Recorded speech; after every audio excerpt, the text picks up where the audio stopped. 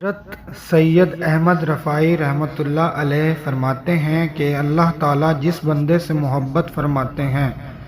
اس کے عیوب اس کو دکھا دیتے ہیں جو خود اس کے اندر ہوتے ہیں، اور اس کے دل میں تمام مخلوق کی محبت اور شفقت پیدا کر دیتے ہیں، اس کے ہاتھ کو سخاوت کا عادی کر دیتے ہیں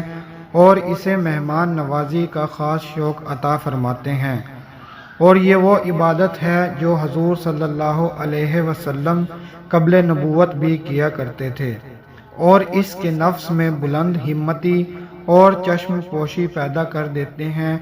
اور اپنے عیوب پر نظر کرنے کی توفیق اس قدر دیتے ہیں کہ اپنے کو سب سے کم دیکھنے لگتا ہے اور کسی قابل اپنے کو نہیں سمجھتا، اور اس ذلت و مسکنت اور عاجزی کی راہ سے وہ اللہ تعالیٰ کا مقرب ہو جاتا ہے، کیونکہ اس کے خزانے میں بڑائی کی کمی نہیں ہے، لیکن عاجزی اس کے خزانے میں نہیں ہے کیونکہ یہ صفت بندہ کی ہے، خدا اس سے پاک ہے، پس بندہ کی اس صفت کو حق تعالیٰ